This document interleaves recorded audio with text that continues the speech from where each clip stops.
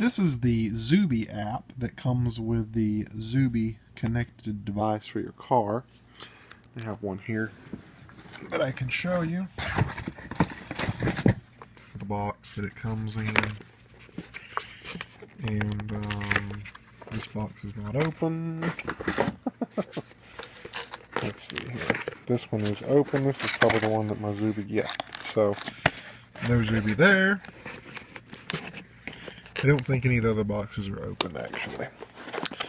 But the Zubie comes in a little box, like I'm showing you here. Yep, that one's not open. Here's one. Here's one that's open. And it's a little device that plugs into your car. As you can see, just plugs into your computer diagnostic port. And it monitors your car and many of its different things, which we will try to go over.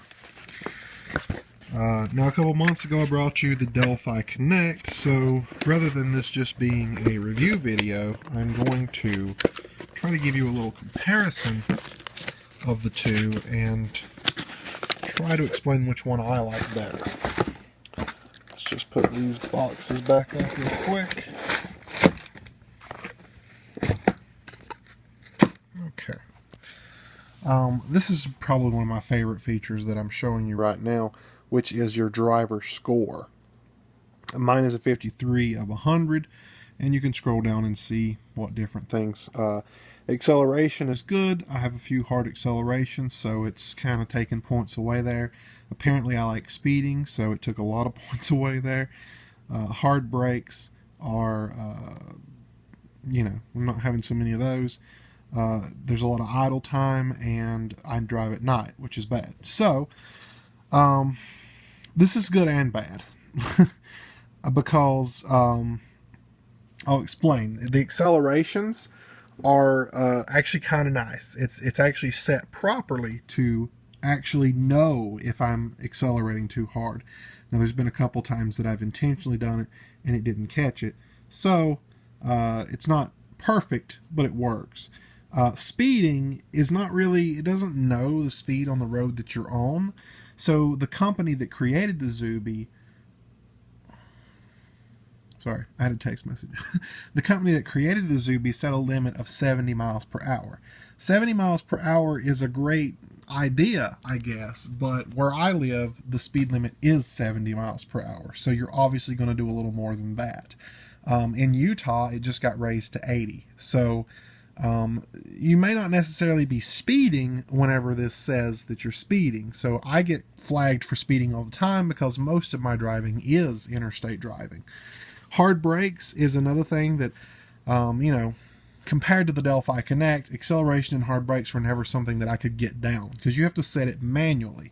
This one is already preset. It still has a few that it doesn't recognize, but for the most part, it works, and I like that.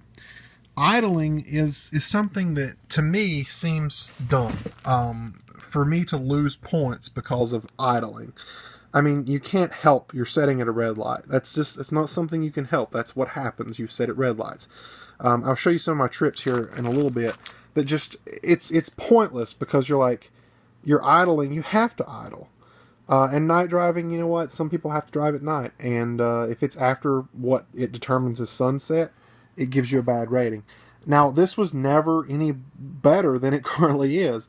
And there was a point when I first installed it that I didn't even drive at night. So I don't understand why I've always gotten a bad rating there. But my score is 53.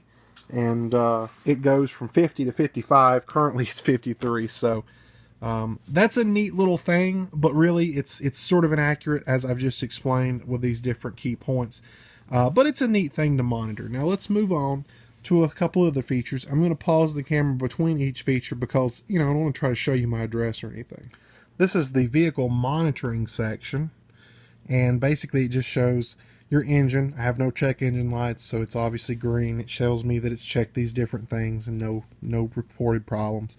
The battery level, which is slow to update. I don't know why. So this isn't the current battery level. It's just slow to update, which we'll talk about that more in a second.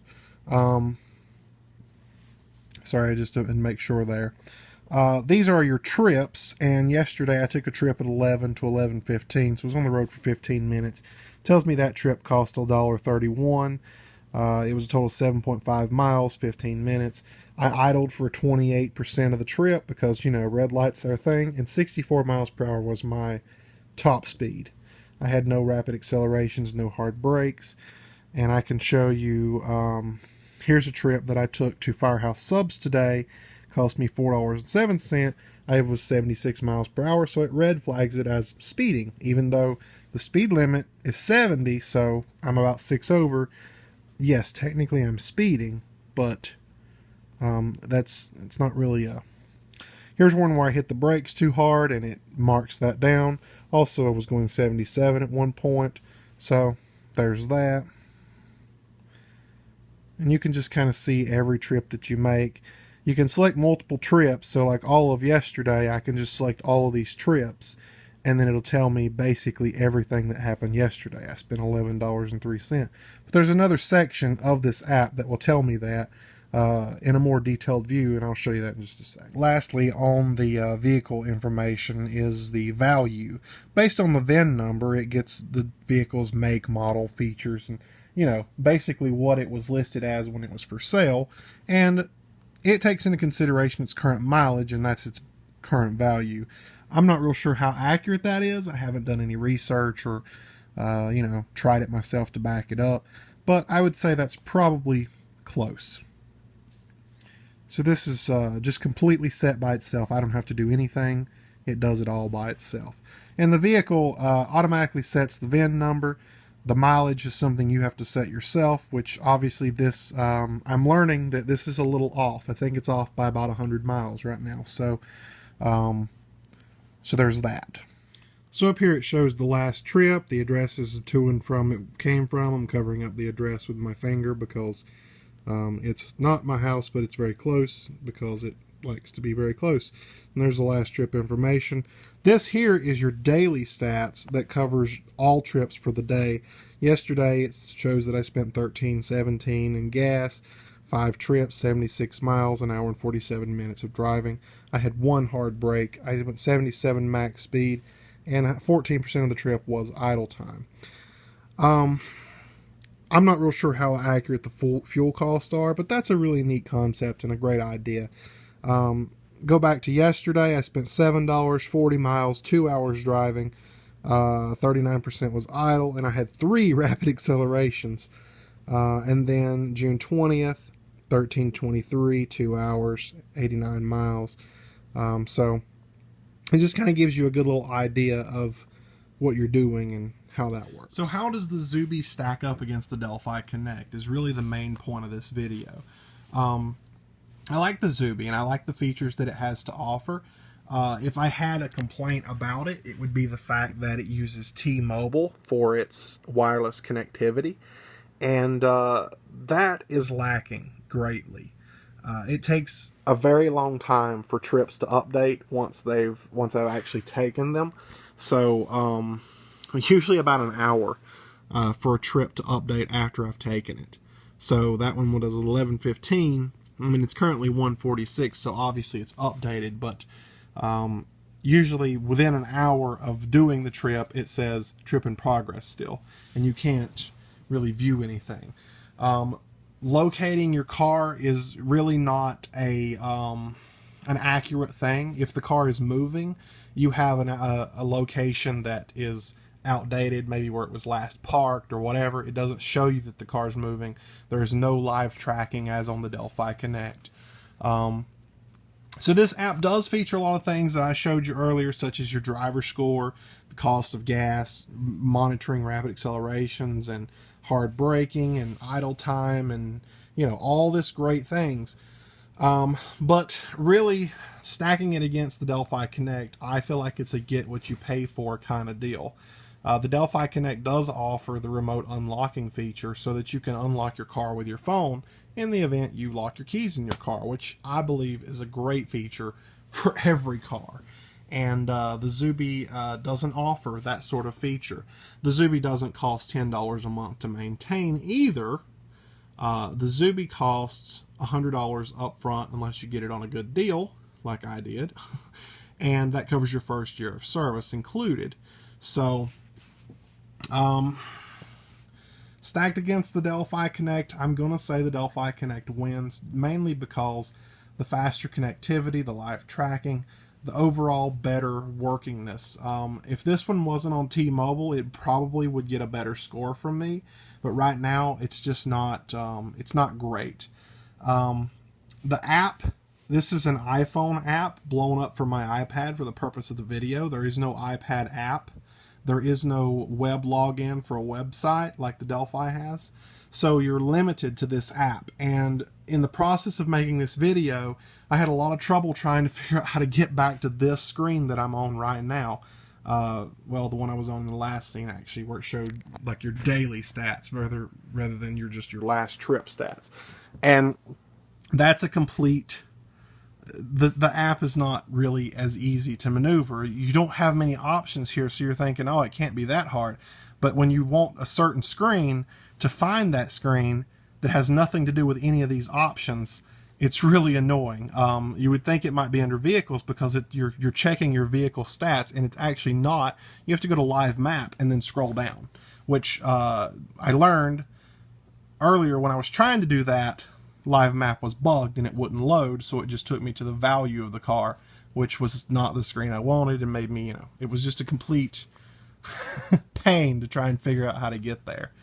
So the app is very limiting. Yes, it offers great features such as your daily stats and gives you all these great things. I think this is something I've never seen before, and it's a really neat,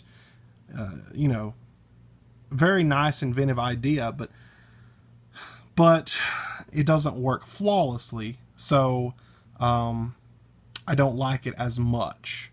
And then you have to think of the fact that it's tied to T-Mobile, which makes all of this work really slow, so that's another downside to it. You can't remotely unlock your car. That's another downside to it. You can't go to the website and manage it or read all, everything. I feel like the website made the Delphi Connect easier to use. When I used the Delphi Connect app, I felt a little lost at first, but when I could go to the website and see what everything did without, completely destroying everything, I like that. I like being able to do more stuff on the website. This one doesn't really offer those sort of features. So, I go back to you get what you pay for. I like the Zubie. It's a good idea, but it's got a long way to go. And this isn't something that just started up last week. The Zubie's been out for more than a year now. And they're not stacking up. The updates aren't that great. They're not, competing at this point. If this were like an Indiegogo campaign that I just, helped fund, and I got my free Zubie for help funding it, and it just started up a month ago, I would give this 5 stars, 5 out of 5, because this has gone a really long way in that sense. But the fact that it's been out a year, they've had plenty of time to do more with it, and this is all they've done. No, you're going way too slow, and you're not moving forward. This is not, it's a great idea. It's a great concept. It's got some really neat features, and these are things that Delphi could be doing as well, because they already have the device, the features, and a great network tied to it. If Delphi would add these features, they would definitely be on top. But at this particular point in time, my personal opinion, I like the Delphi Connect better. It just seems to work better. Features that Delphi offers, I've already covered them. Another one is live tracking that this one does not offer. You can see your vehicle's location as it's moving with the Delphi Connect, and I love that feature. The Zubie does not have anything near that feature, and in fact, when you look at the live map, if the vehicle's moving, you don't get the current location of the vehicle. You get an outdated, older location.